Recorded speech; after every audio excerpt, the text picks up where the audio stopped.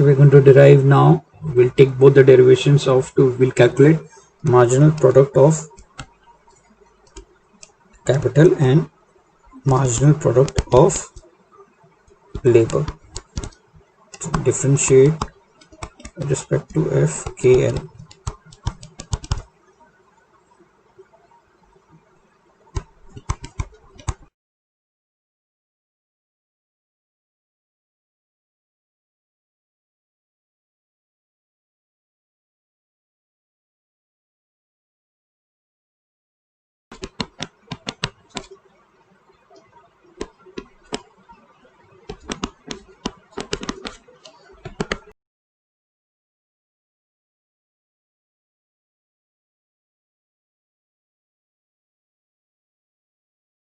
Now I want this ratio in terms of capital to labor.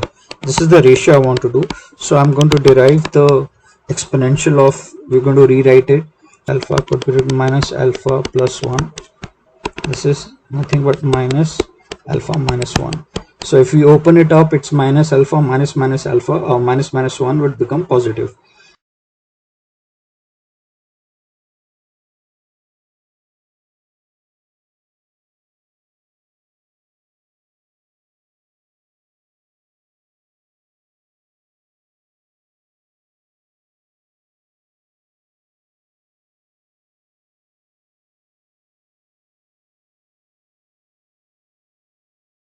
So this is nothing but marginal product of capital. Now we have this equation, which is A is the total factor productivity. You have alpha. Now alpha we have already seen through Cobb-Douglas equation could be 0.3, and 0.3 minus 1 will be minus 0.7. So we'll not derive it. Now we'll look at this equation again and see what happens when you are adding capital.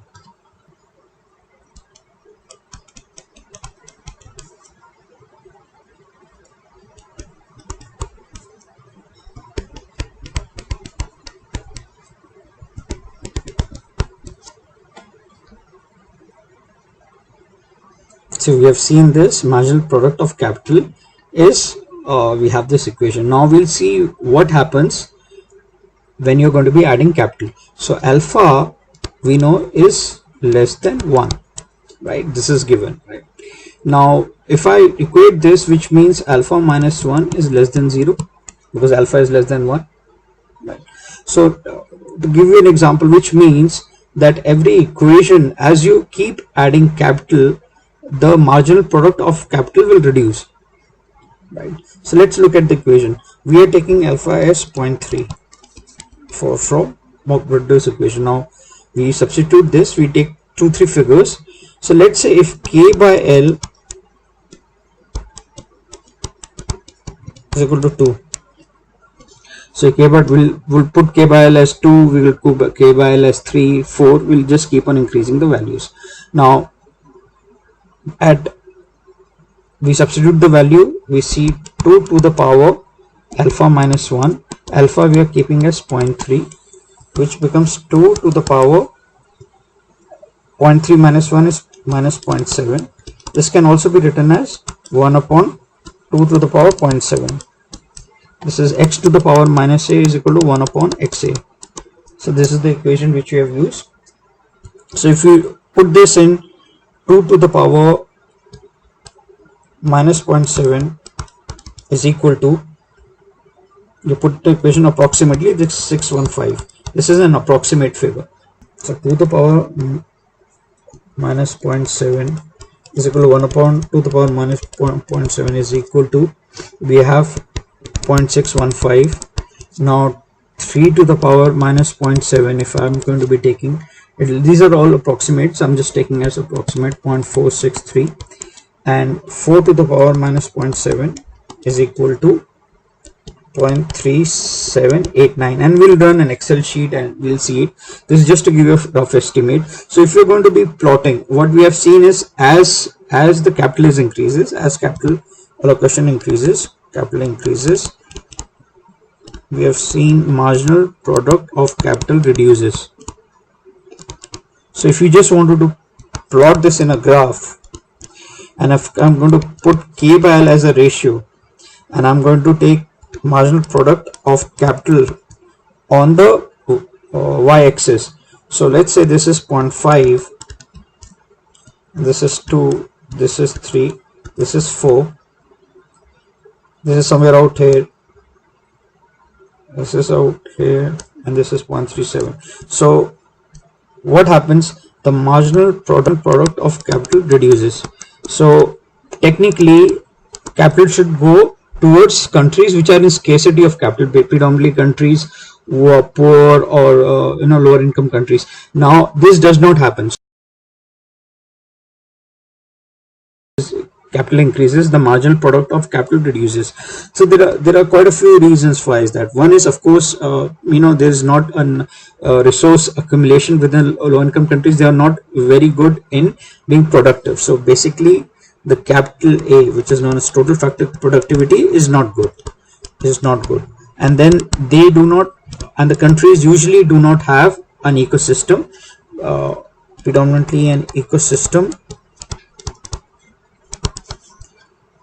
to drive innovation or to drive R&D, or it could be to drive manufacturing, or what. This could be due to the policies, it could be due to corruption, one, it could be due to the legal framework, this could be both labor laws, it could be right to land, it also could be intellectual property rights. So these are very important. So that's the reason why we see a lot of capital not moving, although capital should be moving to countries which are actually have a deficient in terms of resources. As a product of labor, we do the same thing. We differentiate a factor of KL.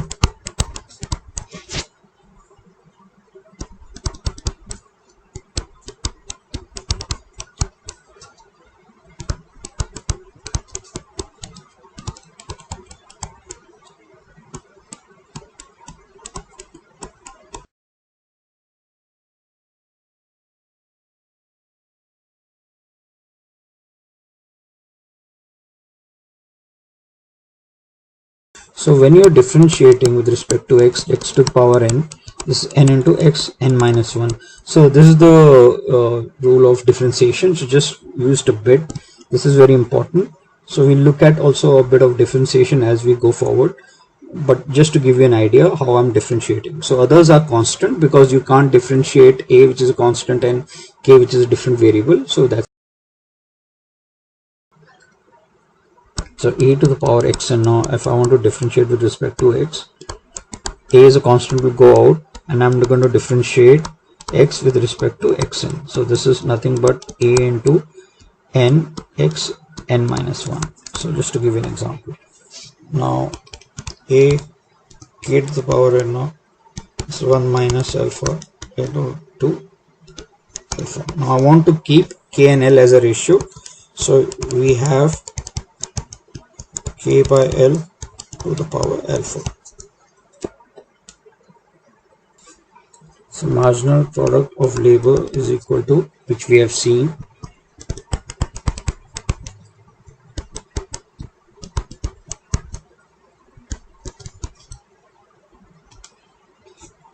so now we are going to be equating the equation. Now we know alpha here is less than 1 and alpha is again equating to 0.3.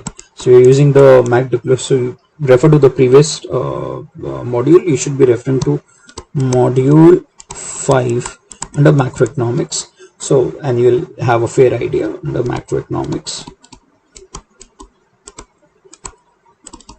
So now I'm going to be putting, and we are going to again look at some of the ratios.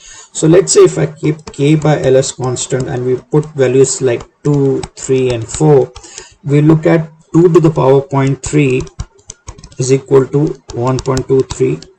We have seen 3 to the power 0.3 is equal to 1.39, and 4 to the power 0.3 is equal to 1.52. So as a labor is added, the marginal product of labor does not reduce, it increases.